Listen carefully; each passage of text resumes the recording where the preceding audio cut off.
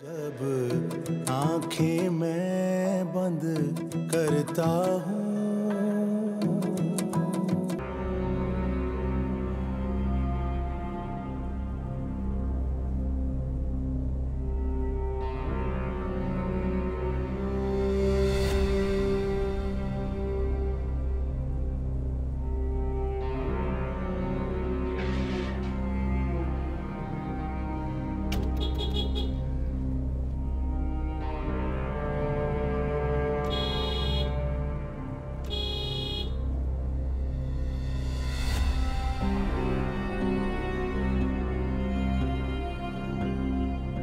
यूसुफ,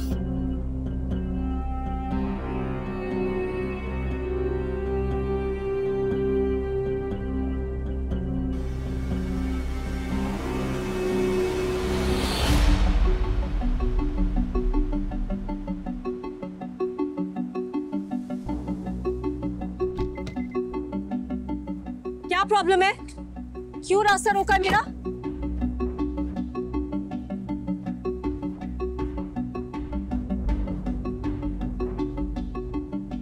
आपने पूछा नहीं कि मैं कौन हूं? कैसे भूल सकती हूँ तुम्हें? तुमने और वफा ने तो मिलकर धोखा दिया था ना मुझे। Nice, very nice. और आपने उसका बदला अपने ही शोहर को वफा के साथ बदनाम करके ले लिया। वाह, जीनियस।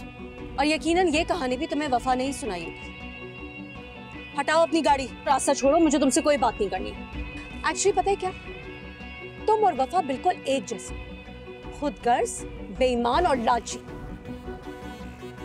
आपने घर क्यों छोड़ा अपना? क्योंकि वहां वफा ने रहना तय कर लिया। देखो, मुझे तुमसे कोई बात नहीं करनी। हटाओ अपनी बाइक, रास्ता छोड़ो। मुझे बात करनी है आपसे। मुझे सच जानना है, मुझे सब जानना है कि मेरे पीछे क्या हुआ, कब हुआ, कैसे हुआ। लेकिन मुझे तुम्हें कुछ नहीं बताना। मैं अपना रास्ता चुन चुकी हूं।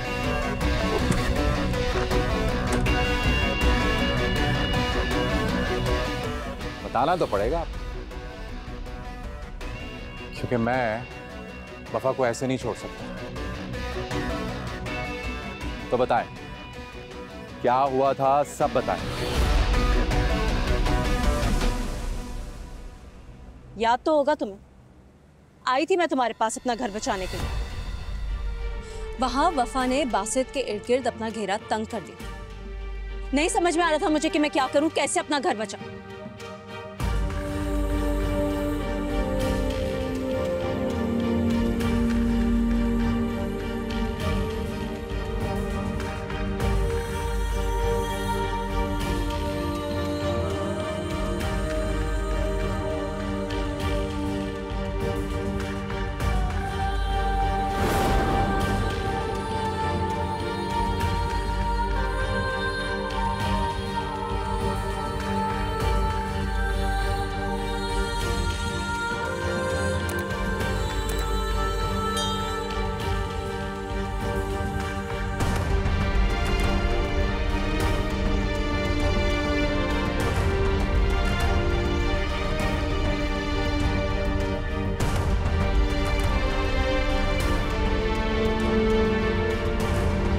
शहीर, रिदा ने प्राइवेट एडमिशन ले लिया है और उसे एक स्कूल में जॉब भी मिल गई है।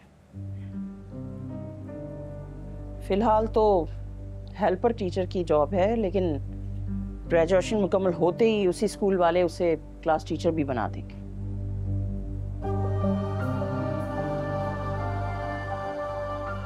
तो उन्होंने भी नवीरा के नक्शे कदम में चलने का इरादा कर लिया। वो कहीं नहीं जाएंगी अम्मी, कोई जॉब, कोई पढ़ाई नहीं। और उनकी तो कुछ दिनों में शादी होने वाली है ना, तो ये सब क्या है अम्मी? नहीं हो रही है कोई शादी, जब्बार ने साफ इनकार कर दिया। क्या मतलब है? इनकार कर दिया? और आपने मुझे बताया भी नहीं। किसे बताते? तुम्हारे फरिश्तों को?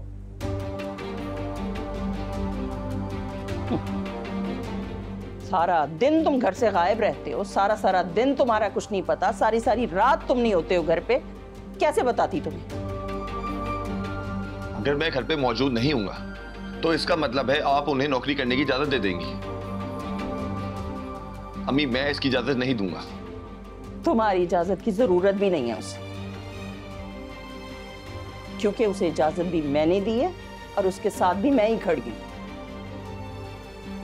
और उसके खिलाफ कोई भी फैसला लेने से पहले तुम्हें मुझसे बात करनी होगी।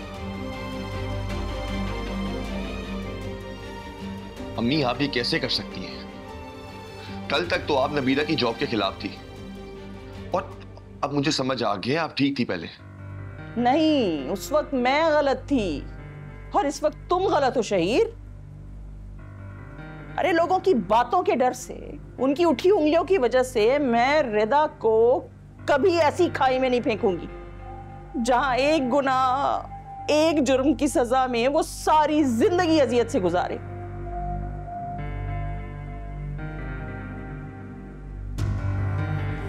अगर मर्दों की गलतियों को माफ किया जा सकता है तो औरत की वही गलती गले का तौक क्यों? कब तक लड़कियां मर्दों की गलतियों की सजाएं भुगतती रहेंगी? और अगर तुम्हारे ऑफिस के लोगों की सोच गंदी है और तुम्हारा दिल तंग हो गया है तो उसके लिए नबीरा कुर्बानी क्यों दे? उसका क्या कसूर है?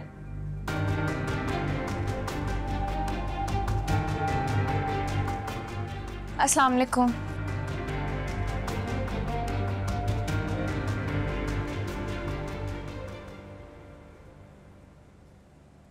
भाई, अम्मी बिल्कुल ठीक कह रही हैं। मुझे हैरत हो रही है कि आप नबीरा भाभी के साथ इतनी ज्यादती कैसे कर सकते हैं। भाई, आप कैसे भूल गए नबीरा भाभी ने इस घर के लिए, आपके रिश्तों के लिए क्या कुछ नहीं किया। मुझे बहुत दुख हो रहा है भाई। अगर एक लड़की अपनी मोहब्बत के लिए इतना सब कुछ कर सकती है तो आप इस तरह कैसे कर सकते हैं? आपको भी सपोर्टिव होना चाहिए। कभी सोचा आपने कि आपकी खातिर उन्होंने कितनी बार अपने आप को मुश्किल में डाला है? कब कब उन्होंने तज़लील का सामना किया है और अब जब आपकी बारी है कि आप उन्हें सपोर्ट करें तो आप पीछे हट रहे हैं। उन्होंने आपकी फैमिली लाइफ में आपको हमेशा सपोर्ट किए और अब आपकी जिम्मेदारी है कि आप उन्हें उनकी प्रोफेशनल लाइफ में सपोर्ट करें। प्लीज भाई, प्लीज उन्हें मनाकर घर वापस ले आएं।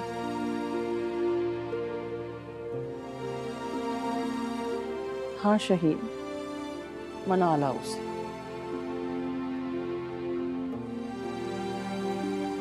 क्योंकि इस घर की सारी खुशियां, रौनकें, सुकून उसी के दम से है।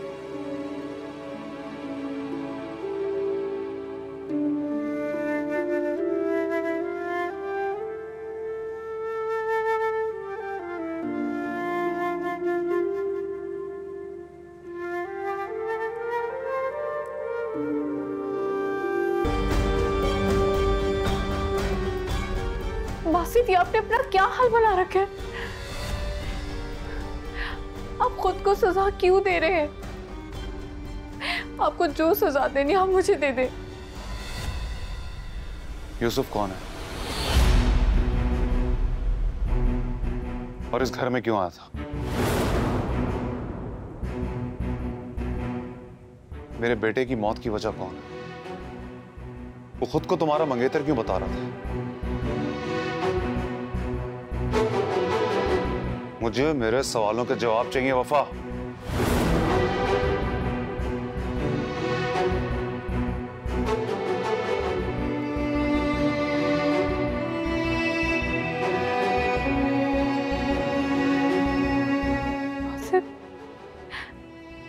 आपसे मोहब्बत करना मेरा जुर्म है, आपके बेटे की मां बनना मेरा जुर्म है। रोशीन, आपके से बर्दाश्त नहीं हुआ।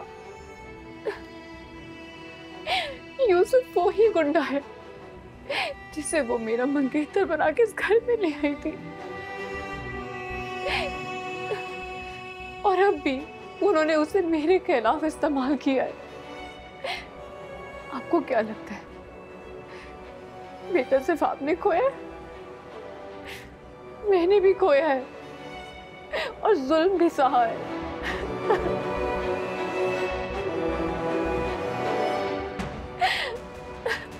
खुदा के लिए बासित मेरी तकलीफ को और मत बढ़ाए। रशीन आपी ने कहा था कि वो हमारे बच्चे को इस दुनिया में नहीं आने देंगी, और उन्होंने वही किया बासित। आपके दुबई जाने के बाद उन्होंने वही किया। वो गुंडा घर में घुसा, उसने मेरे साथ जबरदस्ती करने की कोशिश की।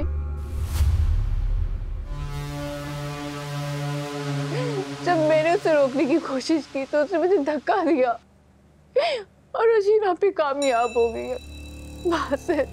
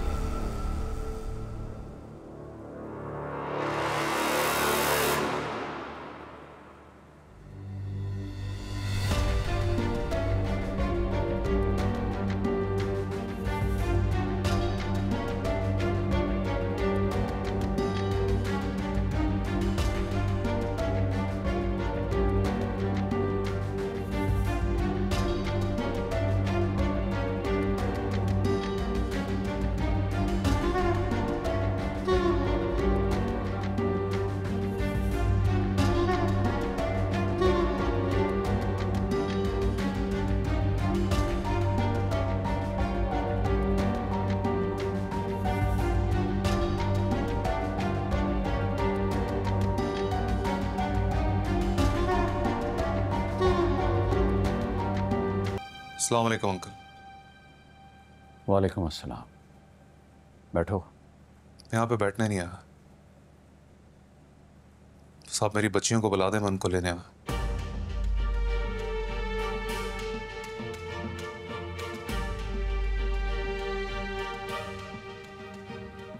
तुम बच्चियों को नहीं ले जा सकते। अंकल, मैं आपसे किसी बहस में नहीं उलझना चाहता, ना ही आपसे बदतमीजी करना चाहता। तुम मुझसे बदतमीजी कर भी नहीं सकते, क्योंकि मैं भी फिर तुम्हें लिहाज किए बगैर जवाब दूंगा।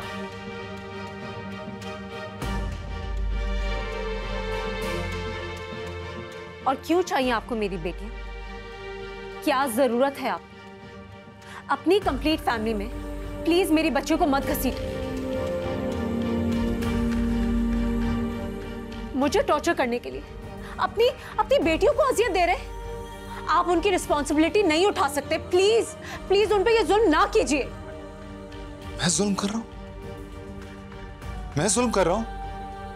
और तुम जो इन ऊंची हरकतों बता रही हो वो बकवास बंद करो अपनी। कल बकवास नहीं कर रहा, सच्चाई बता रहा हूं आपको। अब पूछे अपनी बेटी से, गुंडे खरीदने लगी है ये।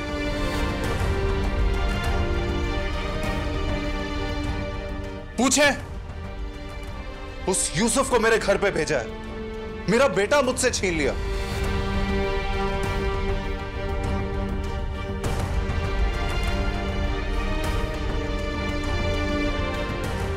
आज भी एक कच्चे कानों के और एक बुज़दिल मर्द है। जोशीन, हाथ में रहो साहबजादे।